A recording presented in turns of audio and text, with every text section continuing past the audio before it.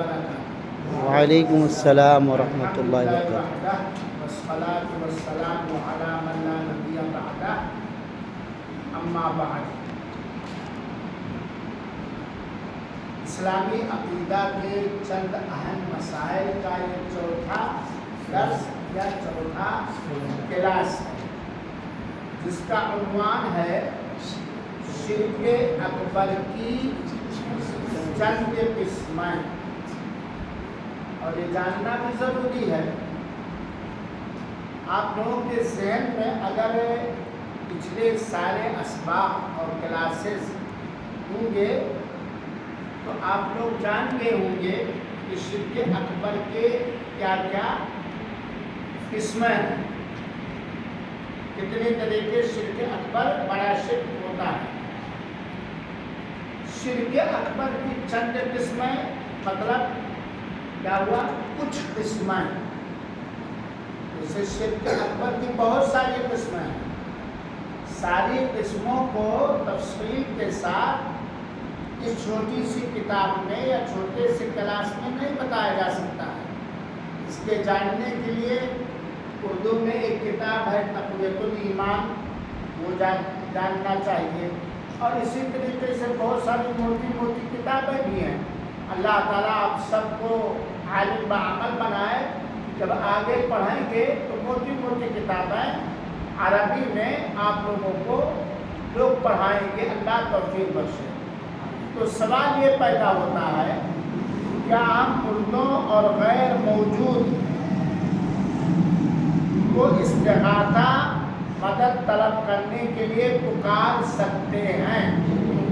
پہلی بات تو یہ جان لو کہ استغاثہ ایسی چیز پر مدد طلب کرنا جس پر مدد کرنے کی طاقت اس کو ہے صرف اللہ ہی کو. استغاثہ ہوا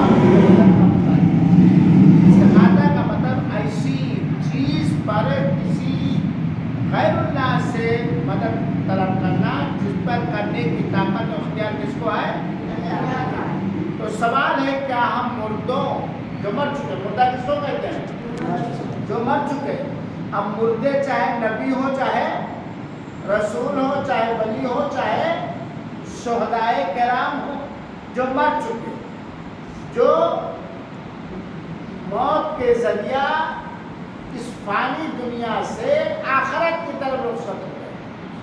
دیکھا جائے عام طور پر تو انسان کی 4 زندگی ہوتی ہے میرے خیال میں. ایک پیٹ کی زندگی، جب تک بچہ یا بچے پیٹ میں رہتے ہیں ان کو کچھ نہیں پتا ہوتا. ایک دنیا میں پیدا ہونے کی زندگی، پھر اس کے بعد ایک قبر کی زندگی ہے جس کو برزخ کہا جاتا ہے. پھر اس کے بعد یا تو جنت اور یا تو جہنم. اللہ تعالیٰ ہم سب کو جہنم سے بچائے اور جنت میں اپنی رحمت سے جگہ دے. آمین. تو اس مردوں کا مطلب ہے، یہ مطلب کیوں سمجھایا؟ چاہے ان کو میت کو ہو، چاہے مرحوم کو ہو. مرحوم کہنا صحیح نہیں بچوں، کسی کو مرحوم کہنا صحیح نہیں ہے. کیوں صحیح نہیں ہے؟ کیونکہ مرحوم کہنے کا مطلب کہ ان پر اللہ کی رحمت ہو چکی، پتہ نہیں کیا ہوا ہے آخرت کی قبر کی زندگی میں کچھ نہیں پتا. اسی لیے کہنا چاہے رحمہ اللہ، مرحوم کو بجائے رحمہ اللہ، دعا اللہ ان کے اوپر کیا کرے؟ رحم کرے. مرحوم نہیں کہنا چاہیے یا مغفور نہیں کہنا چاہیے. تو مردوں کو تو ایک ہے غیر موجود. غیر موجود یعنی جو یہاں موجود نہیں آپ کے سامنے، نہ وہ موجود ہے اپنے جسم کے ساتھ اور نہ ہی وہ موجود کے حکم میں ہے. آپ لوگ یہاں کلاس میں موجود ہیں اور طلبہ چھٹی پہ چلے گئے، وہ موجود ہے نہیں. یا موجود کے حکم میں، یعنی اگر ہم فون کے ذریعے ان کو پڑھا رہے ہیں تو گویا وہ موجود کے کس میں ہے؟ حکم میں ہے. موجود جسمانی طور پر نہیں، موجود کے حکم میں. تو مردہ اور موجود غیر موجود سے استغاثہ فریاد رسی کر سکتے ہیں کہ نہیں کر سکتے ہیں؟ جیسا کہ آپ لوگوں نے جواب دیا نہیں کر سکتے. اور کل کے درس میں بتایا گیا تھا جواب یہ ہے ہم ایسے لوگوں سے مدد نہ طلب کریں بلکہ اللہ تعالی سے مدد طلب کریں. کون سی مدد؟ گائے کے مردوں سے، غیر موجود سے مدد طلب، مدد نہ مانگیں. کون سی مدد؟ اس کام میں مدد، اس عمل میں مدد جس پہ مدد کرنے کی طاقت اور قدرت اور اختیار کس کو ہے؟ یہ جو لوگ غیر اللہ کو پکارتے ہیں وہ بڑا بیوقوف بناتے ہیں. ہاں بھیا 1 کلو اناج دے دو، یہ بھی تو مدد مانگنا ہوا. تو میں نے کیا سمجھایا؟ ان کاموں میں، ان عملوں پہ مدد غیر موجود اور میت سے نہ مانگے جس پر مدد کرنے کی طاقت اور اختیار آپ سے اگر عطا رحمان سعیدی مانگے، بھیا لاؤ یہ خوراک کھانا کھلا دے، مدرسے بنا ہے تو اگر کھانا تو لا کر کے دے سکتے ہیں مجھے نا. لیکن عطا رحمان سعیدی کا ہے سوکھا پڑ گیا ہے، اے فلاں پیر، فلاں غوث، فلاں نبی صاحب میرے کھیتوں میں اناج پیدا کر دے. کر سکتا ہے کوئی بھی کر سکتا. لوگوں کی عقل مت ماری گئی ہے، کوئی بھی کر سکتا ہے. تو جن کاموں میں مدد کرنے کی طاقت صرف اور صرف اللہ تعالی ہی کو ہے، ان کاموں میں مردوں سے، میتوں سے اور غیر موجود لوگوں سے مدد قطعاً بالکل ہرگز نہ طلب کریں. دلیل کیا ہے؟ اللہ تعالیٰ نے فرمایا، دیکھو کتاب سورہ نحل آیت نمبر 2120. کوئی پڑھے زور سے. والذين يدعون من دون الله لا يخلقون شيئا وهم يخلقون أموات غير أحياء وما يشعرون أيان يبعثون. اس آیت کا ترجمہ نیچے لکھا ہوا ہے، والذین یدعون من دون اللہ، جو لوگ پکارتے ہیں یا عبادت کرتے ہیں یا دعا کرتے ہیں یا دہائی دیتے ہیں من دون اللہ، اللہ کے علاوہ. کس کی؟ اللہ کے علاوہ. جیسے عبد القادر جیلانی کیا ہے؟ اللہ کے علاوہ ہے نا، اللہ کے سوا ہے کہ نہیں ہے؟ کچھوٹا والے کیا ہیں؟ اجمیر والے کیا ہیں؟ جتنے بھی مردے قبرستان میں مر چکے ہیں، چاہے قبرستان زمین بنی ہو ان کی، چاہے کچھوا اور اس کا پیٹ بنا ہو، جتنے بھی مر چکے ہیں. اور مرنا آپ لوگ جانتے ہیں، زندگی یہ سانس جو ہے ختم ہو جائے ہمیشہ ہمیشہ کے لیے، دوبارہ واپسی ان کی دنیا میں نہیں ہوگی.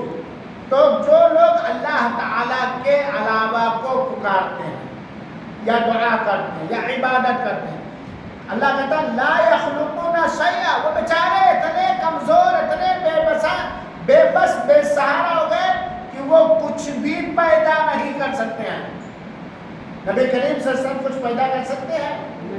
ان کے بغل میں شہید جنت کی خوشخبری پانے والے حضرت ابوبکر کچھ پیدا کر سکتے ہیں؟ حضرت عمر کچھ پیدا کر سکتے ہیں؟ زندگی میں نہیں پیدا کر سکتے تھے تو مرنے کے بعد کیسا ہو؟ اور حضرت ابوبکر کی موت آئی کہ نہیں آئی؟ اللہ کے رسول کی موت آئی کہ نہیں آئی؟ اور حضرت عمر کی موت آئی کہ نہیں آئی؟ حضرت علی کی موت آئی کہ نہیں آئی؟ اللہ تعالیٰ کہتے ہیں اتنے مجبور بے بس ہیں، لا یخلقون شیئا، یہ مردے یا غیر موجود کچھ بھی پیدا نہیں کر سکتے. وہم یخلقون، اور وہ خود پیدا کیے گئے ہیں. اگر ان کو کچھ مدد کرنے کی طاقت ہوتی کسی ایسے کام پر جس کام کے کرنے کی کا اختیار اللہ کو ہے، تو اپنے آپ کو نہ بنا لیتے، اپنے آپ کو نہ پیدا کر لیتے. اللہ تعالیٰ کہتا ہے اموات، وہ مردہ، وہ فنا ہو گئے، وہ مردہ ہیں، غیر احیاء، وہ زندہ نہیں ہیں.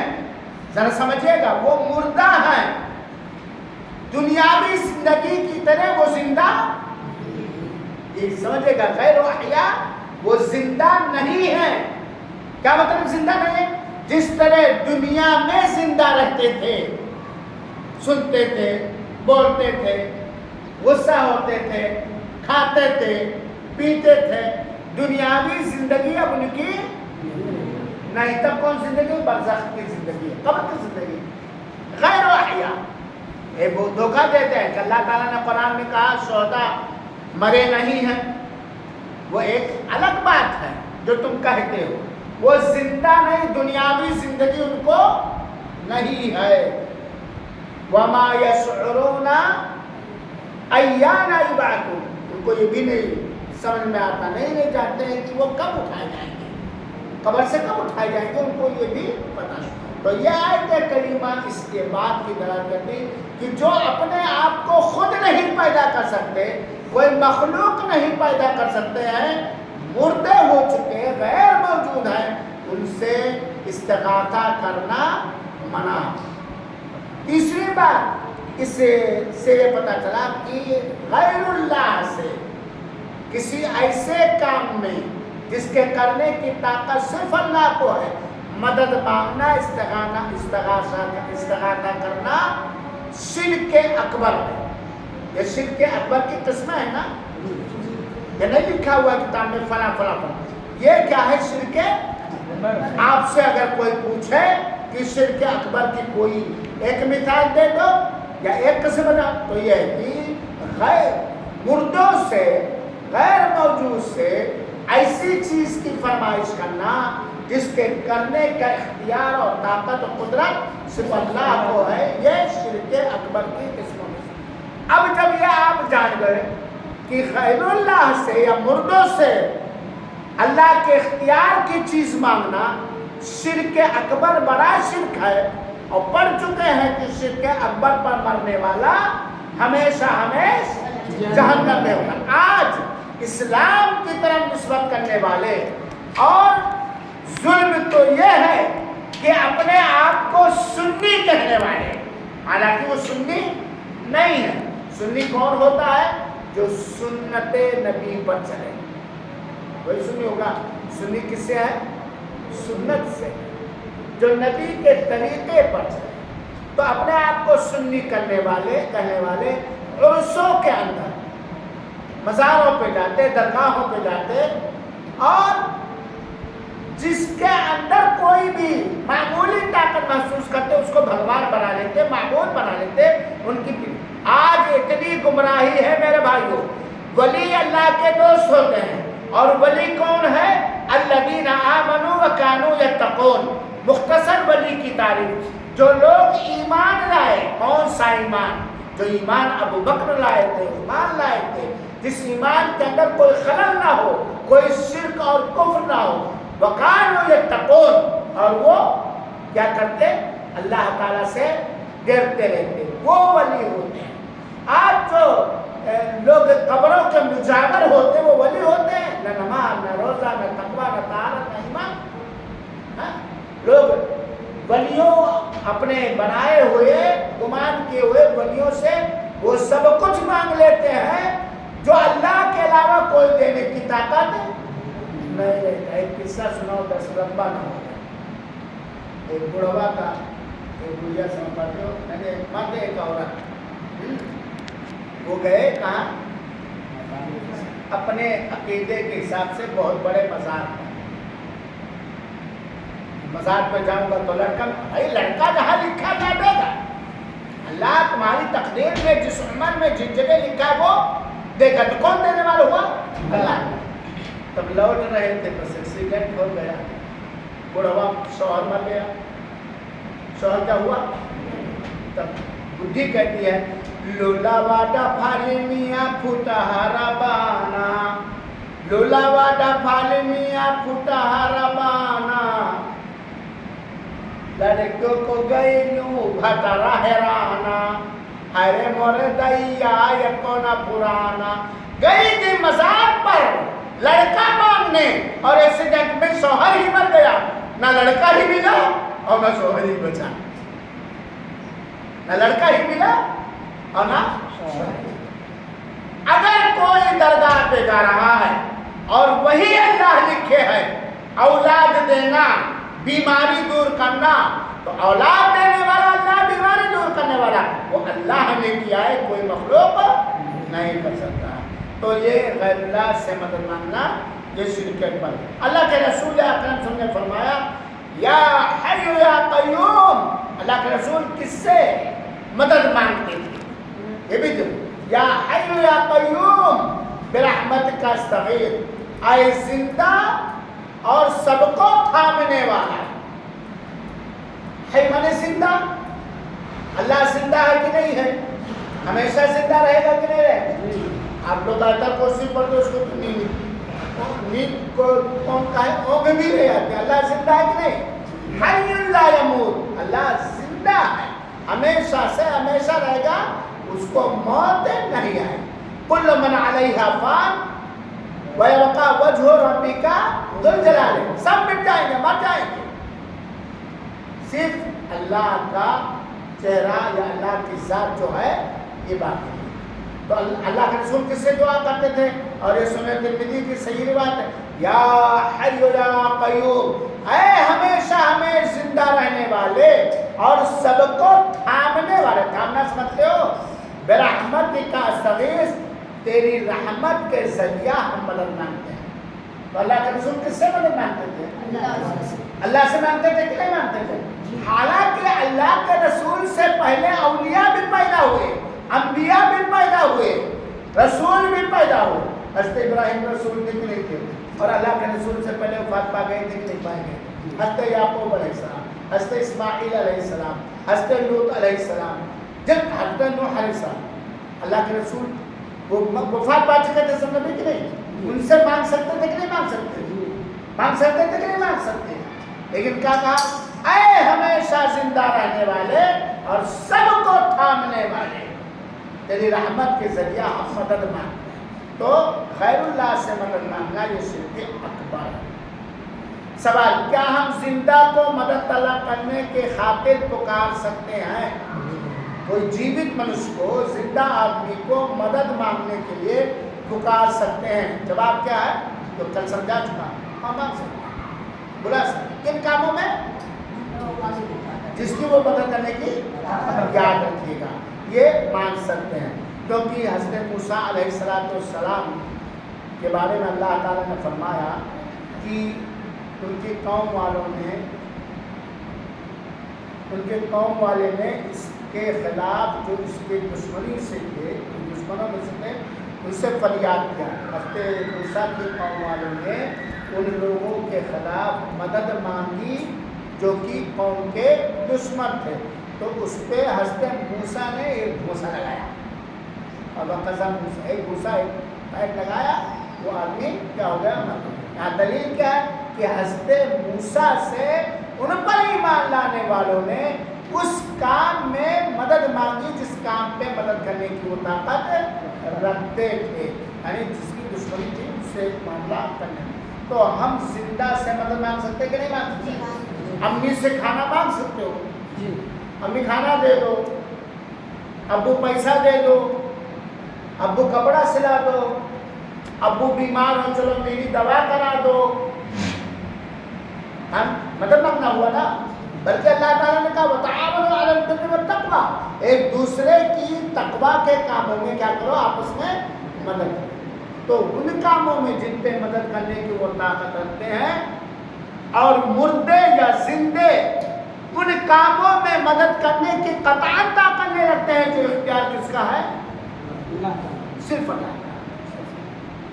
اسی طریقے سے سوال ہے، کیا غیر اللہ سے استعانت اور مدد طلب کرنا جائز ہے؟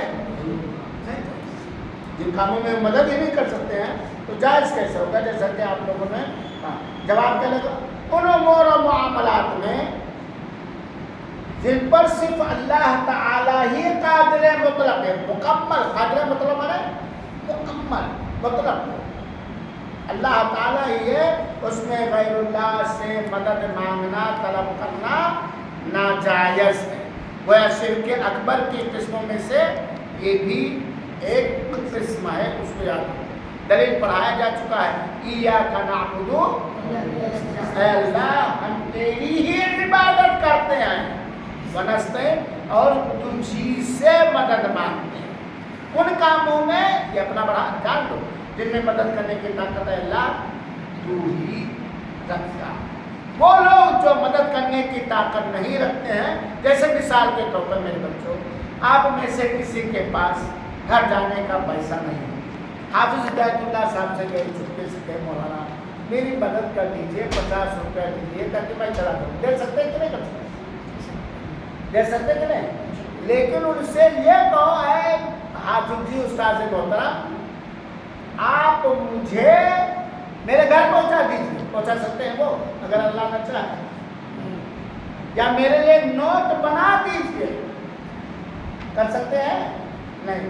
یا یہ کر دیجیے. تو جن کاموں کے کرنے کا اختیار اللہ کو ان میں کسی سے مدد نہیں مانگی. کیونکہ اللہ کے رسول نے فرمایا نیچے دیکھو ترمذی کی روایت وَإِذَا سَأَلْتَ فَاسْأَلِ اللَّهَ. اللہ کے رسول نے تلقین کیا وصیت کیا جب بھی مانگو تو کس سے مانگو؟ اللہ تعالی ہی سے مانگو. جب بھی مانگو تو کس سے مانگو؟ کون سی چیز؟ کون سی چیز جس کے دینے کی طاقت صرف اللہ. جو بریلوی طبقہ ہے بہت بیوقوف بناتے ہیں ملا لوگ. کہیں کہ تب کھانا کس مانگو؟ میں بس میں بیٹھے ہو اور ٹکٹ کنڈکٹر سے مانگ رہے ہو تو مانگے کہ نہیں مانگے؟ ارے بیوقوف جاہل. کنڈکٹر ٹکٹ دینے کی طاقت رکھتا ہے کہ نہیں؟ تو جن کاموں کے کرنے کی طاقت غیر اللہ میں رکھتے نہیں تو اللہ تعالیٰ نے کہا وَإِذَا سَأَلْتَ فَاسْأَلِ اللَّهَ. جب بھی مانگو اللہ تعالیٰ سے مانگو. اور سن لو میرے بچوں اللہ آپ سب کے علم و عمل میں برکت دے. جو اللہ تعالیٰ سے نہیں مانگتا اللہ اس سے ناراض ہوتا غصہ ہوتا. مطلب سبیل اللہ یغضب علیہ. جو اللہ تعالیٰ سے دعا نہیں کرتا مانگتا نہیں اللہ اس پر ناراض. بلکہ اگر کسی کو جوتے کا پھیتا تسمہ بھی مانگنا ہو ایک سوئی چاہیے تو اللہ کو مجھے سوئی دے دے. ہاں اللہ مجھے جو بھی حاجت ہو کس سے مانگو اللہ تعالیٰ سے مانگو. وَإِذَا اسْتَعَنْتَ فَاسْتَعِنْ بِاللَّهِ. حضرت عبداللہ بن عباس کو وصیت کر اللہ کے رسول نے کہ جب بھی تم مدد مانگو تو کس سے مدد مانگو؟ کن کاموں میں؟ جن کاموں کے میں مدد کرنے کی طاقت اور اختیار ورنہ بیرونی لوگ جو کو بنا دیں گے آپ کو لائنوار کر دیں گے. یہ جانو ہے کہ نہیں؟ یہ جانو. اسی طریقے سے سوال ہے کیا ہم زندہ لوگوں سے مدد حاصل کر سکتے ہیں؟ ان کاموں میں مدد حاصل کر سکتے ہیں جن میں وہ مدد کرنے کی طاقت رکھتے ہیں. اور ان کاموں میں ہم سے مدد نہیں حاصل کر سکتے ہیں جن کاموں میں وہ مدد کرنے کی طاقت قطعاً نہیں رکھتے. اب ان لوگوں سے پوچھو جو غیر اللہ سے مردوں سے آستانوں پہ جا کے مانگتے کیا جو تم ان سے مانگتے ہو وہ مدد کرنے کی طاقت رکھتے ہیں؟ قطعاً نہیں. میرے بھائیوں عقیدے توحید کا سیکھنا اور جاننا یہ بڑی اہم چیز ہے. بیرون کاموں میں جن میں آپ مدد کرنے کی طاقت رکھتے ہو جیسے ایک گیسٹ اٹھا ہے بھائی میری مدد کرو میں بڈھا آدمی ہوں. ارے بڈھا نہ سمجھ لیتے اب اتنا بڈھا نہیں کہ یہ میری مدد کرو تھوڑا گیسٹ اٹھا کر کے وہاں کر سکتے ہو کہ نہیں بچوں؟ اس کا حکم اللہ تعالیٰ نے دیا. وَتَعَاوَنُوا عَلَى الْبِرِّ. کتاب میں دیکھو وَتَعَاوَنُوا عَلَى الْبِرِّ وَالتَّقْوَىٰ دوسرے پیج پر سورہ مائدہ وَتَعَاوَنُوا عَلَى الْبِرِّ وَالتَّقْوَىٰ بھلائی کے کام پر اور اللہ سے ڈرنے والے کام پر تم ایک دوسرے کی مدد کرو. تو ہم کیا ہم زندہ سے مدد حاصل کر سکتے ہیں؟ ان کاموں میں مدد حاصل کر سکتے جن کاموں میں وہ مدد کرنے کی طاقت رکھتے ہیں ورنہ اور نیک کام میں مدد حاصل کریں. یہ بھی جاننا چاہیے. نیک یہ نہیں کہ چلو حافظ حمزہ پاٹ جا جائے سب کرنے اب اس میں ہم بھی مدد کریں غلط ہو جائے گا نا. وَلَا تَعَاوَنُوا عَلَى الْإِثْمِ وَالْعُدْوَانِ. دشمنی نفرت کے کام میں گناہ کے کام میں ایک دوسرے کی سہیوگ اور مدد نہ.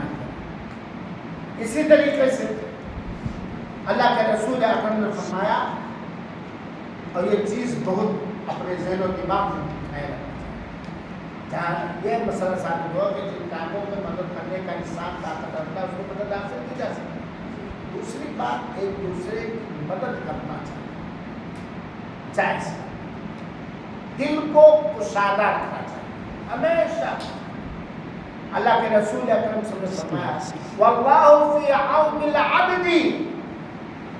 اللہ اس بندے کی مدد میں لگا رہتا ہے جب تک بندہ کسی دوسرے کی مدد کرتا رہتا ہے۔ تو ثابت ہوا کہ جن کاموں میں بندہ مدد کرنے کی طاقت رکھتا ہے اس سے مدد مانگی جائے گی، مدد حاصل کی جائے گی، ایک بات۔ اور دوسری بات یہ معلوم ہوئی کہ ہمیں ایک دوسرے کا جائز کام میں جن کاموں میں مدد کرنے کی طاقت رکھتے ہیں مدد کرنی چاہیے، کیونکہ مدد کرنے والے کی مدد کون کرتا ہے؟ اللہ۔ مدد کرنے والے کا مدد اللہ تعالی کرتا ہے۔ اسی طرح دیکھو سوال، کیا غیر اللہ کے لیے نظر ماننا جائز ہے؟ ہاں پڑھایا جا چکا ہے، ماننا جائز ہے؟ ہاں بتا جائز ہے، بلکہ کیا ہے؟ کون سا شرک ہے؟ بڑا شرک۔ یہ سب بڑے شرک کی قسمیں ہیں۔ غیر اللہ کے لیے نظر ماننا، نیاز دینا کیا ہے؟ بڑا شرک۔ پہلی بات تو یہ جان لو کہ نظر ماننا نہیں چاہیے، کیونکہ نظر یہ کنجوسوں، بخیلوں، مکھی چوسوں سے مال نکالتا ہے، ایک بات۔ لیکن آپ نے اگر نظر مان لیا ہے اور اس نظر کا پوری کرنا جائز ہے تو آپ کو پوری کرنا پڑے گا، کرنا ہی پڑے گا۔ وہ جہاں جس طرح جس وقت مانا، جیسے آپ نے نظر مانی کہ اگر میں آج 10 آیت حفظ کر لے گیا تو میں اللہ تعالی کے لیے 2 رکعت مرکز الخیر کی مسجد میں نماز پڑھوں گا۔ یہ نظر ہوا کہ نہیں ہوا؟ جی۔ اور آپ اب چاہے آپ کا یاد ہو یا نہ ہو، یہ نظر ماننا جائز ہے، اللہ کے لیے آپ نے نظر مانا ہے۔ اب چاہے آپ کی نظر آپ کا یاد ہو یا نہ ہو، کیا کرنا پڑے گا؟ پڑھنا ہی پڑے گا، پڑھنا ہی پڑے گا۔ بہت سارے کہتے ہیں اللہ لڑکا ہو جائے گا تو بکرا ذبح کرے گا، ہو جاتا نہیں، اور نہیں ہوتا تو نہیں۔ نظر مان لیے اور اس نظر کا پوری کرنا جائز ہے، حلال ہے، تو نظر پوری ہی کرنا پڑے گا۔ اور اگر بھول گئے، بھول چکا، اللہ نے معاف کیا، کبھی بھی یاد آئے تو پوری کر دیجیے۔ دوسری بات، اگر آپ نے نظر مانی کسی ایسی چیز کی جس کا پورا کرنا جائز نہیں ہے اسلام کے اعتبار سے، تو اس نظر کو نہیں پورا کیا جائے گا۔ جیسے آپ نے نظر مانا کہ اگر ہمارا یہ کام ہو جائے گا تو جمعرات کو فلاں مندر پر، فلاں مردے کی قبر پر، فلاں آستانے پر چادر چڑھاؤں گا، تو کہیں نظر چادر چڑھانا جائز ہے؟ نہیں جائز ہے نا، تو اس کا پورا کرنا جائز ہے۔ اور جب نظر مانے تو اسے پوری کرے۔ ویسے نظر ماننے سے اللہ کے رسول صلی اللہ علیہ وسلم نے منع کیا، لیکن مان لیا پورا کرنا جائز ہے تو آپ کو پورا ہی کرنا پڑے گا۔ تو کیا غیر اللہ کے لیے نظر ماننا جائز ہے؟ کوئی بھی ہو، کتنا بھی بزرگ ہو، کتنا بھی نہیں۔ دیکھو میرے بھائیوں، لوگ ولیوں کو بہت آگے بڑھاتے ہیں۔ پہلی بات تو ولی کون ہے یہ کون جانتا ہے؟ ولی کون ہے؟ اللہ کا دوست، ولی مانا اللہ کا دوست کون ہے یہ کون جانتا ہے؟ وہ جانتا ہے جو غیب کا جاننے والا ہے، بات کی نہیں؟ اور غیب کا جاننے والا کون ہے؟ اللہ کا۔ کیونکہ نیکی کے کچھ علامت و پہچان اوپر ہے، ظاہر میرا کو دکھتا ہے، اور نیک ہونے کی کچھ پہچان دل کے اندر ہے، بات کی نہیں؟ چلو میں نماز پڑھا، گلا کے اب پتہ چلا حافظ ہدایت اللہ کو دکھانے کے لیے، یہ کون جانتا ہے؟ اللہ۔ ارزان ہمارے بھائی ہیں، بچے جب ہم لوگ کے سامنے رہتے تو ایک دم سیدھے سادھے، اور جب اکیلے میں ہوتے ہیں تو فلم دیکھتے ہیں۔ میں ان کی نہیں کروں، مثال دے رہا ہوں نا جاننا کی، وہ فلم جا کے گھر میں دیکھتے ہیں، یا ہم جاتے ہیں موبائل دیکھتے ہیں، یا ہمارا اخلاق بھائیوں کے ساتھ تو یہ کون جانتا ہے؟ تو ولی کون ہے؟ ظاہری پہچان اللہ تعالیٰ نے فرمایا الذین آمنوا، جو ایمان لائے. کون ایمان لائے؟ وہ اللہ ہی جانتا ہے. وکانوا یتقون، اور اللہ تعالیٰ سے کہتے نماز کے پابند ہے میں دیکھ رہا ہوں، روزہ دار ہے میں دیکھ رہا ہوں، حج کر رہے ہیں میں دیکھ رہا ہوں، لیکن گھر میں اپنے بیوی کے ساتھ ان کا معاملہ کیا ہے، اپنے بچے کو کتنی بار گالی دیتے ہیں، کون جانتا ہے؟ کون جانتا ہے؟ اور وہ کمینہ کمبخت نہ لائے کرے اتنا بدتمیز ہے، اتنا بھیج دیتا پڑھتا نہیں سکتا سور کو سب کہہ دیتے کہ گالی یہ ولیوں کے پہچان ہو نہیں. تو ایمان اور یہ کون جانتا ہے؟ آپ زیادہ سے زیادہ یہ کہہ سکتے ہو کہ ان کا کارنامہ ہمارے دیکھنے اور ہمارے علم کے حساب سے ولیوں کا کارنامہ. بس گارنٹی نہیں دے سکتے ہو، گارنٹی ان کو دے سکتے ہو جن کو اللہ نے دیا. صحابہ کرام، ازواج مطہرات، صحابیات، ہے کہ نہیں ہے؟ اب آج کا داڑھی رکھ لے کوئی، یہ مالا پہن لے، اور مالا جپتنے والا تو ولی ہو ہی نہیں سکتا ہے. یہ جو تسبیحیں گنتے ہیں مزار در میں، یہ تو ولی ہو ہی نہیں سکتا، کیونکہ اللہ تعالیٰ نے قبر کو پختہ بنانے سے منع کیا ہے، قبر پر بیٹھنے سے منع کیا، قبر پر مجاوری کرنے سے منع کیا ہے. تو یہ ولی ہو ہی نہیں سکتے. مجاوری مانے پڑوسی، قبر پر پکی بناتے، چادر چڑھا دے، وہیں بیٹھ کر کے لوٹا ووٹا رکھے رہتے ہیں مانگنے والے. ہاں یہ مجاور کو کہا جاتا ہے، قبر پر بیٹھنے والے، آستانہ بنانے والے. اللہ تعالیٰ نے فرمایا ہے، اللہ کے رسول نے فرمایا من نذر ان یطیع اللہ فلیطیعہ. آخری نیچے دیکھو 2 سطر اوپر، من نذر ان یطیع اللہ فلیطیعہ، جس نے نظر مانی کہ وہ اللہ کی کیا کرے گا؟ اطاعت کرے گا. اس سے پتہ چلا کہ ہر شرک کا کام، بدعت کا کام اللہ کی اطاعت ہے. تو جس نے نظر مانی کہ وہ اللہ کی اطاعت کرے گا، وہ اللہ کی اطاعت کرے، وہ نظر پوری کرے، ضروری ہے. ومن نذر ان یعصی اللہ فلا یعصی، اور جو نظر مانے کہ وہ اللہ کی نافرمانی کرے گا تو وہ نظر نہ پوری کرے، وہ نافرمانی نہ کرے. تو یہ ہوا گویا یہ سب شرک اکبر کی قسمیں ہیں. نمبر 1 کیا جو آپ پر آ گیا؟ مردہ و غیر موجود سے ایسی چیزوں کا مانگنا جس کے دینے کی طاقت صرف اس کو ہے اللہ تعالیٰ کو. نمبر 2 کسی زندہ سے کسی ایسے کام کو طلب کرنا، مدد طلب کرنا جو وہ نہیں دے سکتا ہے، یہ شرک اکبر سے ہے. غیر اللہ سے استعانت طلب کرنا یہ شرک اکبر میں سے ہے، بڑے شرک سے ہے. اور پھر نیچے دیا زندہ لوگوں سے ایسی چیز پہ مدد مانگنا جو وہ مدد نہیں کر سکتے، تو یہ بھی شرک اکبر میں سے ہے. اسی طریقے سے غیر اللہ کے لیے نظر و نیاز کرنا یہ سب کیا ہے؟ شرک اکبر ہے. اللہ تعالی ہم سب کو شرک سے بچائے اور شرک والوں سے بچائے، اور اللہ تعالی ہمیں صحیح عقیدہ سیکھنے کی توفیق عطا فرمائے اور لوگوں کو صحیح عقیدہ سکھانے کی توفیق عطا فرمائے. دوست جتنا